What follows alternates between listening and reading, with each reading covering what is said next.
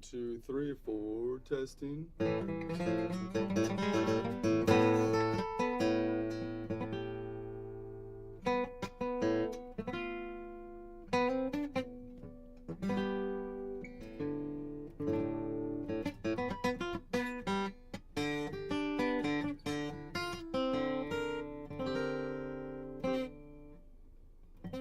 Testing, testing.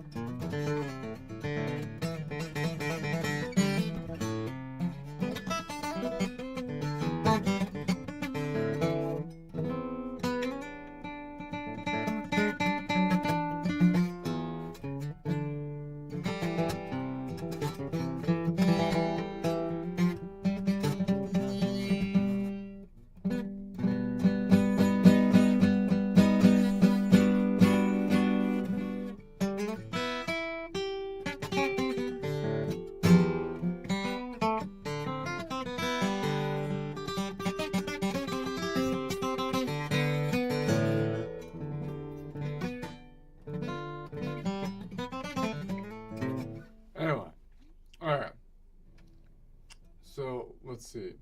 What am I gonna do today? I'm moving. I'm still on my thing where I'm focusing in on the main thing at the bottom here with the Nashville numbers, but this time from the Phrygian perspective. And then at the top, I've got the two-sided fret thing, this time from the perspective of the Phrygian. So the first half of each fret gives us the modal position, which is shown here, as well as the mode name and the note, and then the note name. So this is going to be the Phrygian in the collection of notes around the C major. And so this is going to be 3 from a Nashville number system, or the Phrygian node. And then the second, on the one on the top, the second one shows the distance. In other words, like the interval, meaning the first number is the number of half steps away from this node from a local distance standpoint, as though we're going around in a circle, not taking into account octaves from the Phrygian node. And then it gives the modal half steps, meaning the distance in the 7-note collections going forward. And then it gives the normal interval convention, like a minor, a minor second, a minor third, a perfect fourth, and so on and so forth. So that's going to be the idea. But I think it's useful. I'm thinking about this. I'm just mulling this over in my own head because it's practice session. I'm thinking it's really good to maybe spend a lot of time just looking at the fretboard, mainly by the Nashville numbers, because that's what I think isn't being taught, right? That's what I think we're missing, right? So we're looking at everything without the Nashville numbers, whereas I think the permanent Nashville number system, the modal system, is the way to unlock the fretboard almost more than any other thing, really, right? You can learn the shapes and whatnot, but you need to name the shapes. And the best way to name the shapes is not by the shape names, which are then defined by a note name, which are then all confusing when I'm gonna, for example, like if I name something by like, this is an E shape, and then I name this up here as a major E shaped C chord, you see the problem here, right? Now I'm on the C, I'm playing a C bar chord. You could just call it a bar chord. That kind of solves it a little bit, but that only works for the bar chords, because when I try to name the position, I have to name the shape by the open position where it's played, which is going to be an E, right? An E shape. So what would be better is if I named the shapes by the modal position, and then it would be, this is I think it would be more specific to call even the bar chords a lean forward shape from this node in that case, which is going to be the Ionian. So it'd be like an Ionian bar chord or an Ionian lean forward shape built from the top string, right? Because then you know that you're going to make like an E shape in open position, right? Or I don't know. I think the naming it by the there's nothing wrong with the shapes. I just feel like the naming convention is all out of whack, because as we change through the 12 collections of notes, we're coming up with different names, even though the shapes are the same, because we're trying to tie the names to the note names, which are different, even though it would be the same name if we tied it to the modal points, which is actually what we're building the chord off of in any case. It just seems to me it makes more, anyway. So that's what I'm gonna practice, like looking at it this way. It's also the cleanest way to really look at the fretboard. Now I just have a number system. The numbers not representing notes. The numbers just representing the 7 notes that are in the collection. The 5 notes outside the collection are the white areas, which I would call, for example, this one from a relative position, Nashville number 4.5, right? This would be Nashville number 1.5. Anything with a 0.5 would be in the ocean. So I'm going to play the 7 notes in the collection. It would be the same numbering system for all 12 collections of 7 notes from any modal perspective. I'm not going to change the numbers for the modal perspectives. It's all the same numbers. I'm just going to be playing 1 through 7. And then I'm going to be saying that one of those numbers, 1 through 7, will be the tonic, which will determine the modal center that I'm playing in, Ionian, Dorian, Phrygian, and so on. And and then the ones that are in the ocean will be the 0.5 notes, right? That seems to me the most logical way to open up the fretboard. By the way, it doesn't work on the guitar on the piano as much. Why? Because the piano isn't symmetrical. That's fine. Piano's beautiful, but that's not right, right? We should be visual. We should be visual. If you're visualizing the Platonic form of a triangle, then it's going to be a triangle, right? If you're visualizing the Platonic form of music, it should be in spreadsheet format with numbers, not little symbols and whatnot. I'm sorry, that's the way it should be. That's the way it is in its purest Platonic. Okay, it's a spreadsheet, and it's symmetrical, not like the piano. Piano's not symmetrical. Okay, the Platonic form should be symmetrical if we're going to visualize it properly. The guitar has its own problems, by the way. I mean, obviously, it has a kink in the tuning down here. You can only play one string. It's going to play some things better than other things, but it is laid out in a spreadsheet, which is helpful. In the Platonic form of music that we look up like the perfect triangle, then all 12 collections of 7 notes would be equal in the eyes of the Platonic form, right? And we'd be able to alter between any of them by just shifting up and down, copying and pasting on the cosmic musical spreadsheet. That's how it should be. Okay. Anyways, let's go. Let's try a joke first.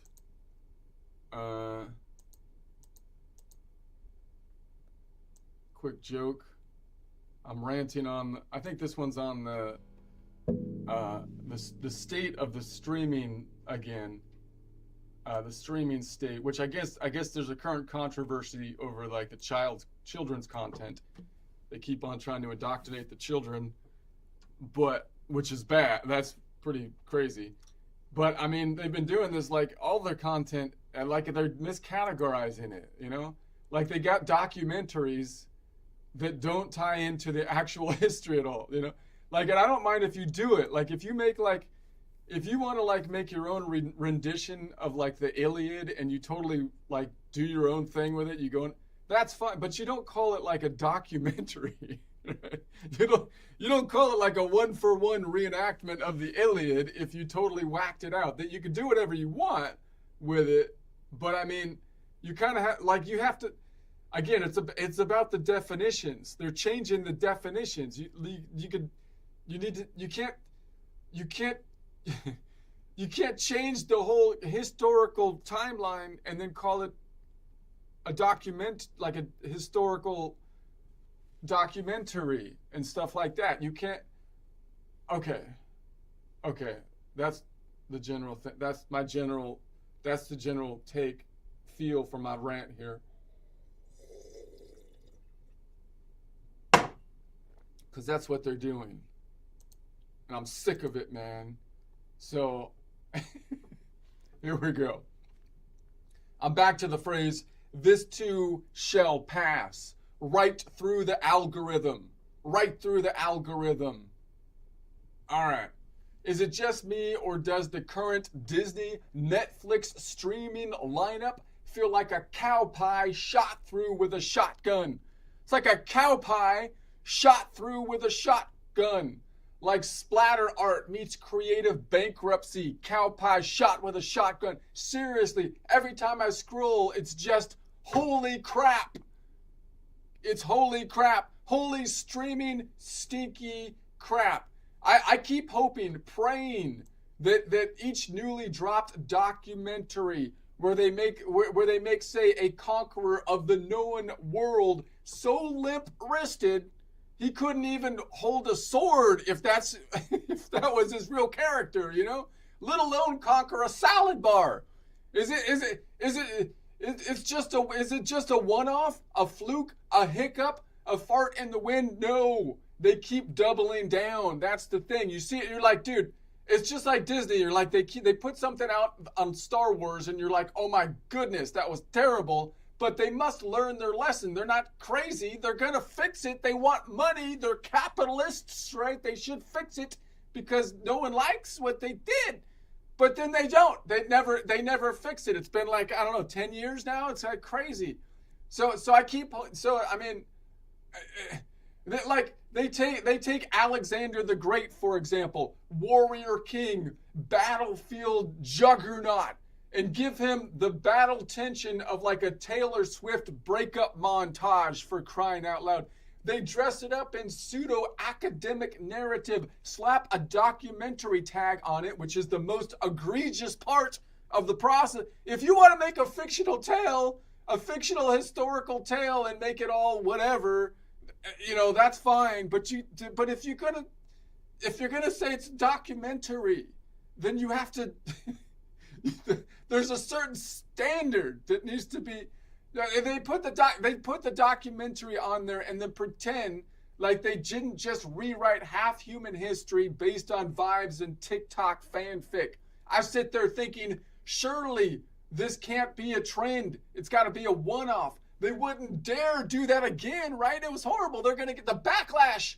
Will certainly prompt them. The people that are in like the historical communities, the colleges will come out in arms and say, what are you doing? You're distorting things. Just put it under a different label, for crying out loud. And then boom, next thing you know, they're going to release like Julius Caesar, but he's crying over brunch about Brutus.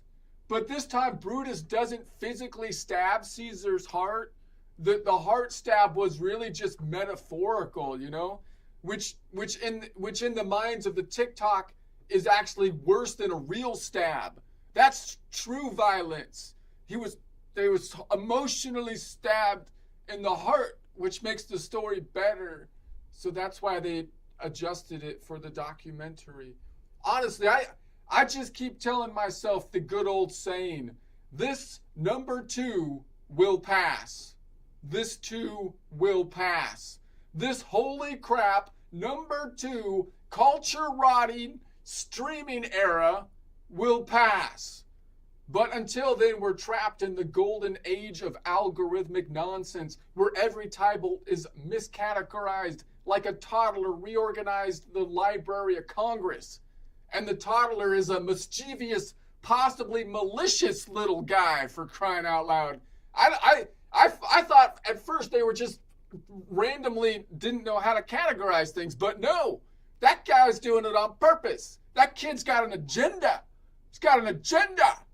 You click on something labeled history and get a softcore fan fiction dressed in slow motion and British voiceover, for crying out loud. I mean, how in the world is this unhistoric, hypersexualized, homoerotic fantasy labeled a documentary?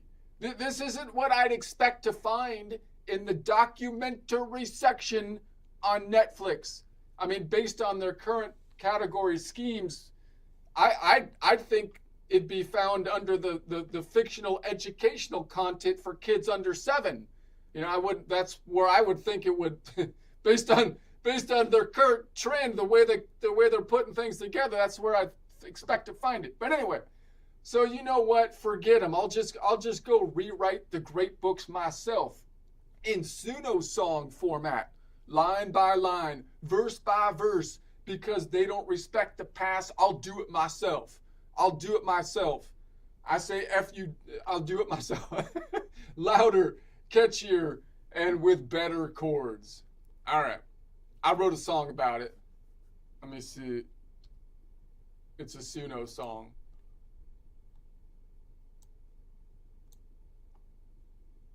Let's see what we got here. You keep hoping they're going to fix it, but it's like 10 years. You're like, okay, I'm starting to lose a little confidence. I'm starting to lose a little bit of confidence.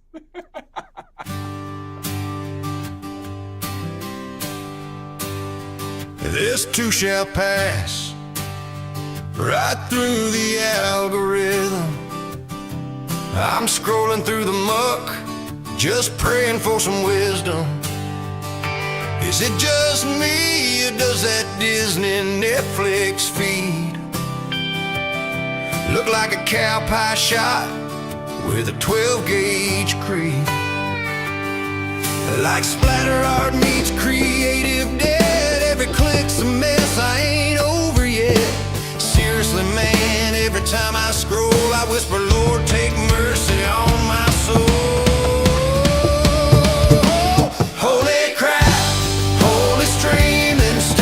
crap. They call it documentary, but it's fanfic in a cap. Alexander swinging limp, Caesar's crying in his brunch. History's getting jumped by feelings driven punch. Yeah, holy crap, holy streaming stinky crap. I keep hoping, praying it's a one-off blunder, just a fart in the wind, not cultural thunder. But no, they double down again, rewriting every tale that ever had cement. Alexander the Great, a breakup montage, lost his sword to a teardrop collage. Pseudo-professors with tic-tac brains, slapping history labels on emotional chains. And I sit there thinking, surely this can't be a trend. They wouldn't do it again, right? Then boom, next show Caesar's crying about Brutus, but the stab wound, metaphorical friend. This number 2 will pass, this 2 will pass, but man, it's stinkier than low-grade gas. Culture rotten like a broken feed, where toddlers tag the genres they don't even read. Yeah, this number 2 will pass, this 2 will pass. We're living in the golden age of nonsense flow, where every title's wrong and the toddlers no-click history. Get a slow-mo kiss, British gibber self-selling fanfic bliss. Hypersexual, homoerotic spree, how's this called documentary? Ain't what I'd expect on Netflix shelves. Looks like fiction for 7-year-olds, rated by elves.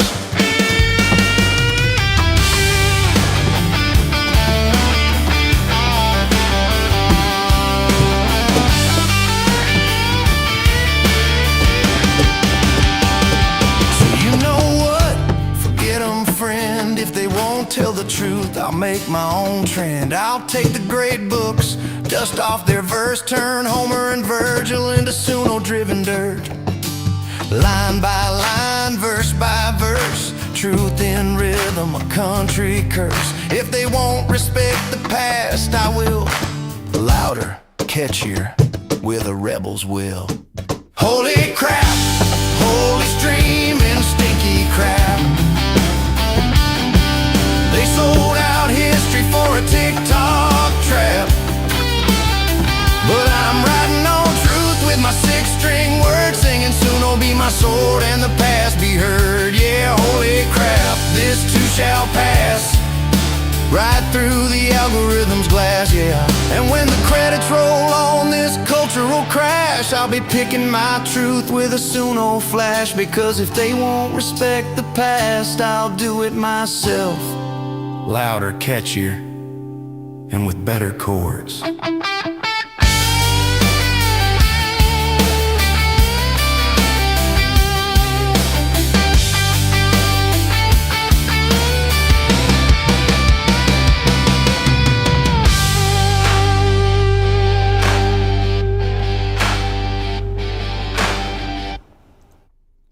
This number 2 will pass. Hopefully. Been a bit of cultural constipation these days, but that's all right. Okay.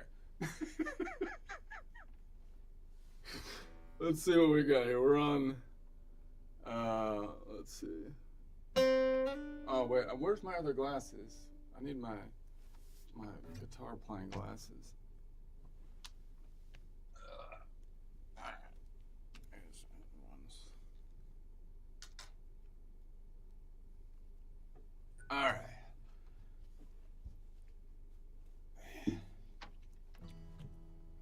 So we're on Phrygian.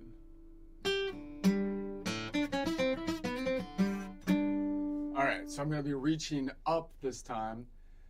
So the Phrygian right here is, I'll just recap quickly because we did the triad last time. So it's a minor mode. So whenever we're on the Nashville number 3, it's a minor mode. It's not the main minor. The main minor is the Aeolian.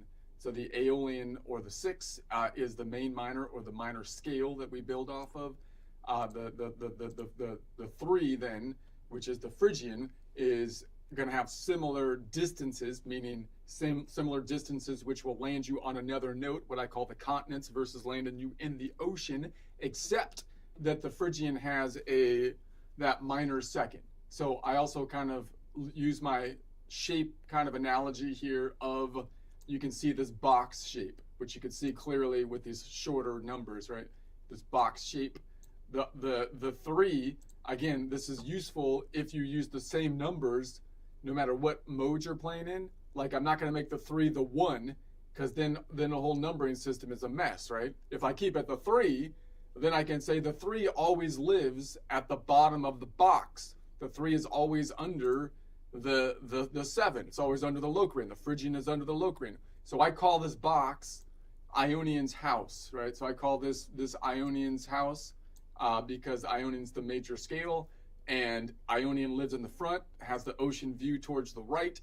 Lydian lives underneath it, and then I'm going to say that the Phrygian is like the rocker in the basement that has a minor second, and then the Locrian is up top. They put them in the attic, so they're in the attic, and they have the minor second. So these are the only 2 modes, these 2, that have a 1 note away minor second. Every other mode, the 6 has a major second, which is the Aeolian. The Dorian has a major second. The Mixolydian has a major second. The Lydian has a major second. The Ionian has a major second, right? So that's going to be the difference. All right, and so then the triad that we looked at is going to be, say, if I'm going up, reaching up. Why am I reaching up? Because we're not going to reach forward because there's no third in this area. The third's going to be way out here. That's too far out. I'm going to define the quadrant that we're working in by the third, whether the third is in that quadrant. The third is Nashville number 5. So the third of Nashville number 3, Phrygian, is Nashville number 5, Mixolydian. So, and how do I get there? Well, if I'm on Nashville number 3, you just take 2 modal whole steps to go to the next one up. So I'm going to go 3, 4, 5. Gets me there, 5. And then I'm at the 5. How do I get to the next note when I build a chord? 5, 6, 7. Gets me to the 7.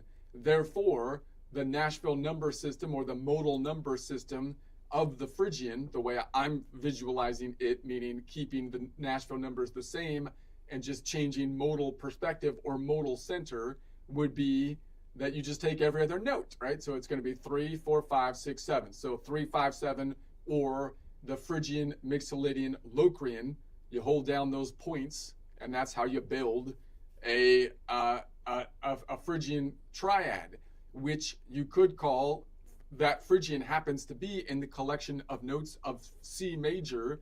It has a related Phrygian or third of an E. So it's an E. So you could call it an E minor chord if we wanted to. E minor chord, but I'd rather name it by the modal point, which would be to call it a three note Nashville number 3 chord, or a 3-note Phrygian chord, or a Phrygian 2 modal whole step chord, meaning we're on the Phrygian takes 2 modal whole steps to get to the last note in the 3-note collection, which would be 4 modal half steps, or the 5th scale degree. So that's going to be right here. The 5th scale degree is 7 notes away. How do we know it's 7 notes away? Well, 7 notes counting upwards would be 7, but it's going to be 7 or negative when I go above it.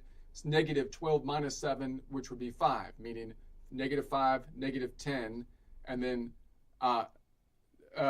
meaning from here, 7, I'm sorry, it's a 3-note away. The third is not 7 notes away. This is the 7, right? This one is going to be the last note. I got them mixed up. So that would be negative 5 to get up to that 7 right there. Negative 5 half steps to get to Nashville number 7, which is the Locrian. And 12 minus 5 would be 7. So the distance of 7 half steps. I got that messed up again. Yeah, that's right. Okay. All right. So that's where we left off last time, I think. So we're here. So that's going to be boom. We got this nice shape. And that mirrors the shape we had on the Dorian, which was over here. which you can also bring down to the Aeolian here. So those are your 3 minors that I can use that one shape to if I wanted to.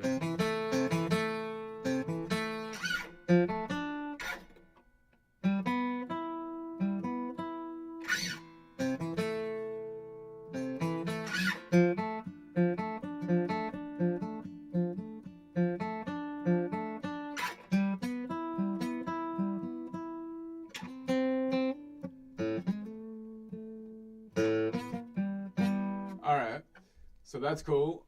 Then I could take that 7 and maybe put it down here. So I could grab the 7 down here. So normally if I did that, that would be this shape, where normally the 5 would be right there, because that's my lean back shape.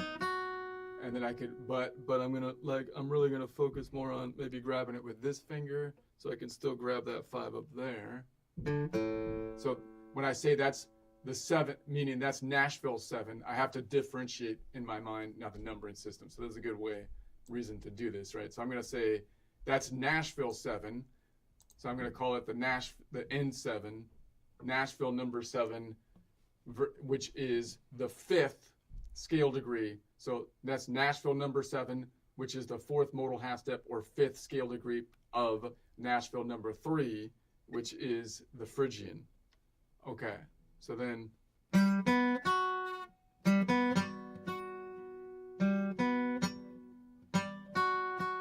wait a sec, something is wrong with this.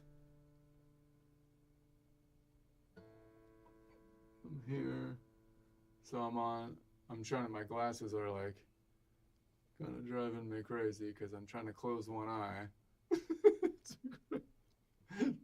grab. So, and then this is going up to the 10. So I'm on 7 here. So normally it would be like, but no. There it is. But now I've got these 2 open strings. So I could grab like that and then put this on top.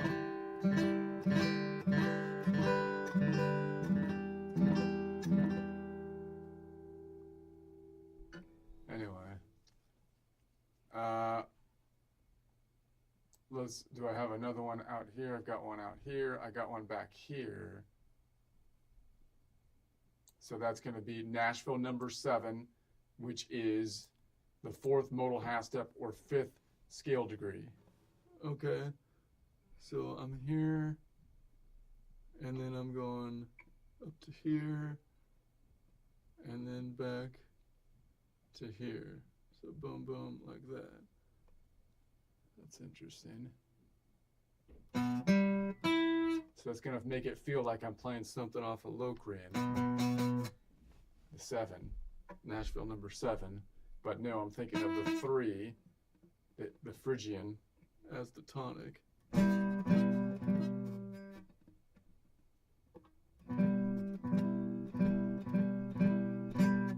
Could grab both of these.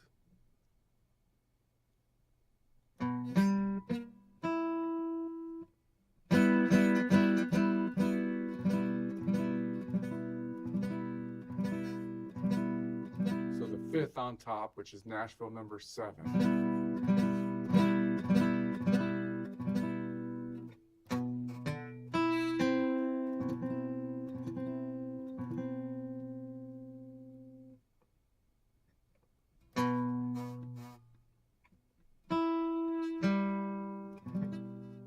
So if I'm leading into this, like if I was doing this, my patterns, this would be like, I'm reaching 2 strings down instead of 1 string down, and then I'm kind of filling the gap. So if I think about this from my pointer, I'm going pointer, and then I'm thinking of that as my 2nd plant point, and then up here. So it'll be like,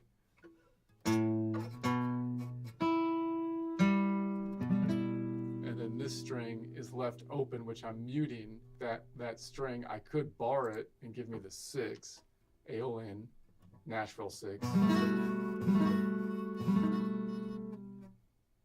Or I can just mute it. So if I did that pattern, let me repeat that pattern through. Like if I did that from the Aeolian, it would be here, here, and then here. So if I was looking from the perspective of the pointer, I'd be like, all right, boom, and then I reach 3 strings down, and then I fill the gap just on the 2nd string, and I mute the 3rd string down from the top.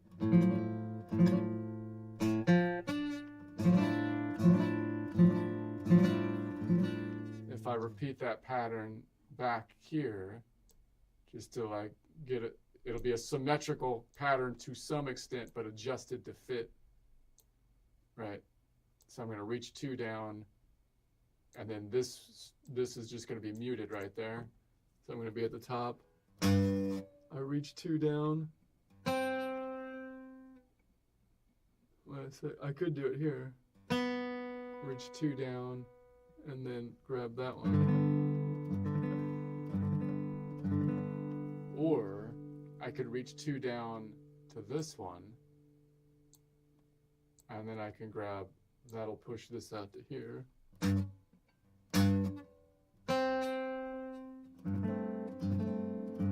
But, and then if I did it back here, I can go boom, and then reach 2 down, and then here. 3 down. 1, 2, 3.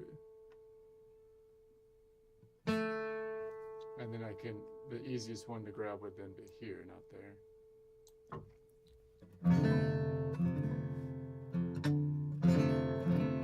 So let me walk that through. So if I was to like, so I'm like,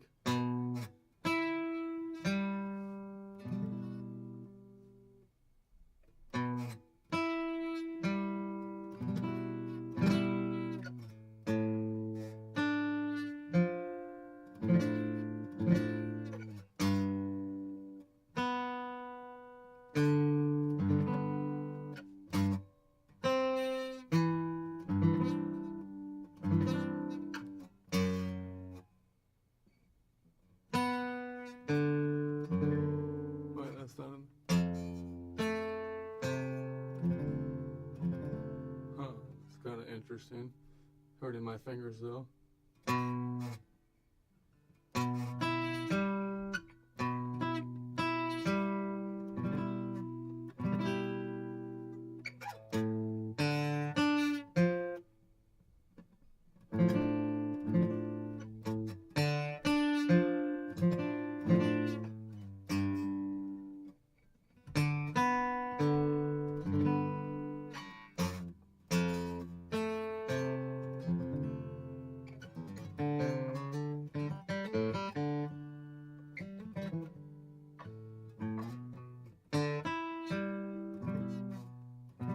Got my pinky can still lay down there. I could borrow that Aeolian. Alright. I like that. I'll mess with that pattern. Let me see. Back to work. Where was I? Here. Here. Okay, let's go back to the normal. And so then I'm going to add the 9. So no, now I'm going to add the 7th scale degree. So I'm going to add the 6th modal half step, which is the 7th scale degree, which I could do by just saying, okay, I left off on Nashville number 5. I left off on, no, wait, this should be over here. I left off on Nashville number 7. So I just go up 2 from there. You can't go up past 7 because there's only 7 Nashville numbers. So then it goes just 1, 2. So 1, 2, I'm looking for the Dorian then, which is the 2. So in other words, if I'm adding the 9 to Nashville number 3 or the Phrygian mode, I'm sorry, if I'm adding the 7 to Nashville number 3 or the Phrygian mode, then I know the 7 is going to be a minor distance away because Nashville number 3, Phrygian mode, is a minor mode. Therefore, it should be a 10 note away minor 6th modal half step or 7th scale degree. So normally I would count 10 up this way, but if I'm going up above it, then it's going to be 10, 12 minus 10, which would be -2 modal half steps. I can count that and check it by saying there's 5 notes, -5, -10, -15. 15 minus 12 is 5 minus 2, which would be 5 minus 2, which would be 3, and then 2. So that 2 happens to be 2. That 2, which is the Dorian, Nashville number 2, is also 2 half steps away, and -2 modal half step, -2 half steps away. I have to get I'm going to get good at this whole, I know I'm kind of butchering it right now. And then 12 minus 2 would be 10 half steps away. Okay, so then what could I call that? Well, that Nashville number 3 with this collection of notes around the C major happens to be an E, so it would be an E minor 7, but I'd rather call it something based on the modal point, so I can call it a 4-note Nashville number 3, or Phrygian chord, a 4-note Phrygian chord, or I can call it a Phrygian, fourth modal whole step. I can call it a Phrygian, what was that? Anyway, I can call it a Phrygian 3 modal whole step, because 3 times 2 would be 6 modal half steps, and which would be the 7th scale degree to get me to the end point. From a Nashville number system, I can call it Nashville number range, 3-2 modal range chord, or a Phrygian Dorian modal range chord color system. Could be a sky blue to a spring green modal range chord. Okay, so all right, so if I was to, so then, and then that 7, the minor 7 is actually the more common minor 7, so a 10 note away 7, a 10 note away 6th modal half step, which is the 7th scale degree, is what you would get from all of the minors, meaning if I go 10 notes up from Aeolian, Nashville number 6, I will land on a continent, not in the ocean. If I go 10 notes up from the Nashville number 3, which is I'm on, and Nashville number 2, I will also land on a continent, not the ocean. And if I go 10 notes up from Nashville number 5, Mixolydian, I will land on a continent. It's only if you go 10 notes up from Nashville number 1, Ionian, major scale, or Nashville number 4, Lydian, that you will land in the ocean. You have to go 11 notes up on those if you want to land on a continent. Okay, that's the map of the territory. That's the map of the territory. And all the relative positions will be the same on all 12 collections of 7 notes. If you remember that map of the territory, you're less likely to involuntarily land in the ocean and be eaten by sharks. That's all I'm saying. If you don't want to land in the ocean and get eaten by sharks, then that's what you should do. You should learn this. Okay, so the 2's up here.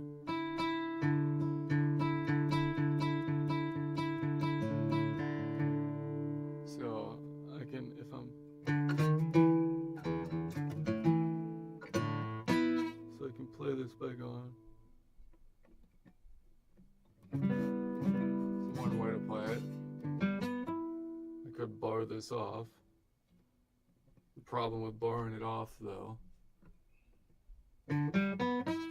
is that I might get this one down here underneath the Nashville 3, but you can kind of bend it up.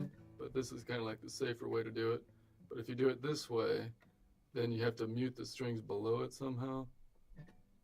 So if you're strumming like a madman, that is, not finger picking, in which case you don't have to worry about that.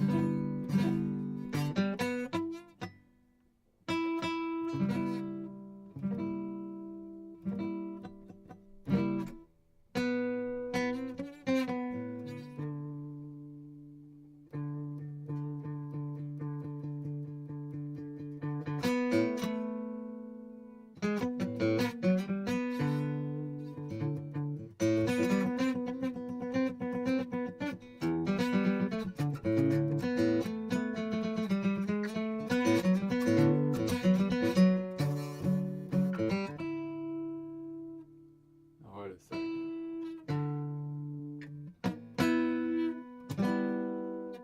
So I've got this. If I do that, then this is my planted finger.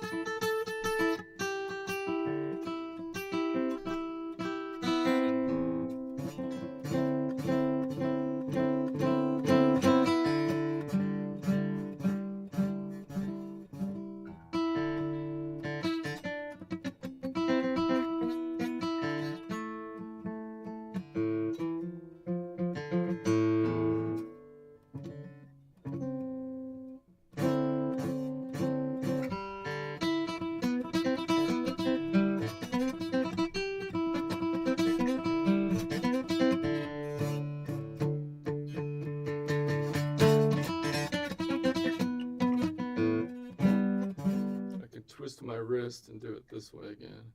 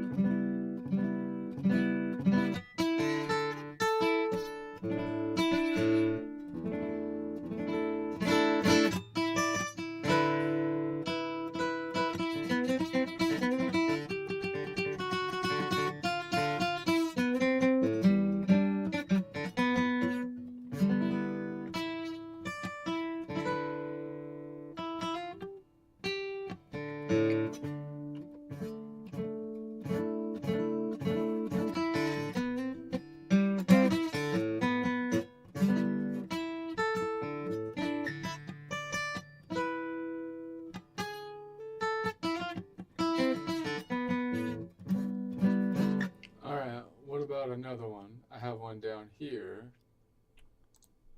Another Nashville number 2, 6th modal half step, 7th scale degree. So the Nashville number 2 is the 6th modal half step or 7th scale degree of Nashville number 3, which is the Phrygian.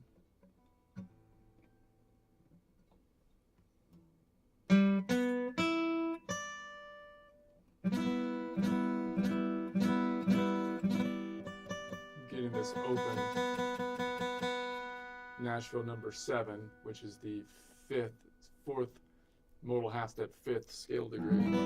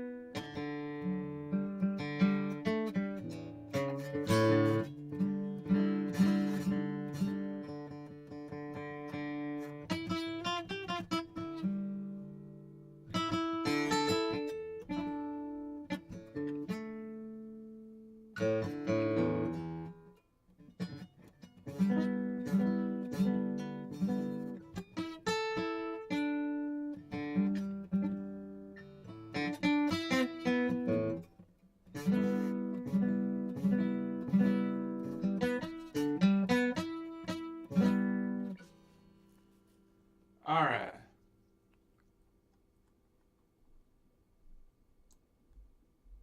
So let's do, I could grab this one, and then I'm dropping the Nashville number 7, which is the 4th modal half step, 5th scale degree.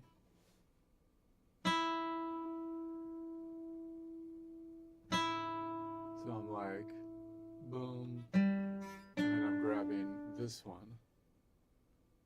Yeah, that makes sense. So that I can walk it back. So I can walk it.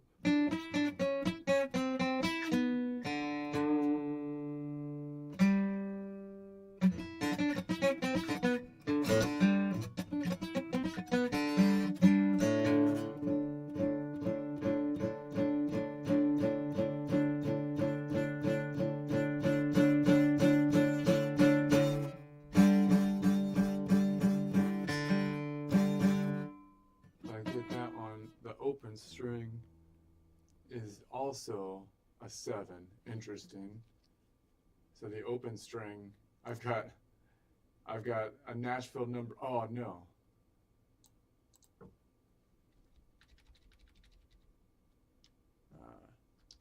I've got another Nashville number 2, which is the 6th modal half step, 7th scale degree on the open string.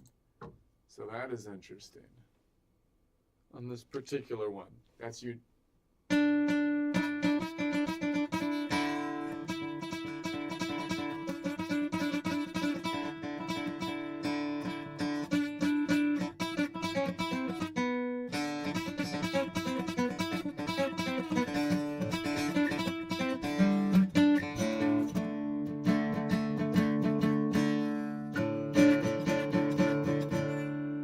7, 7, 7, root,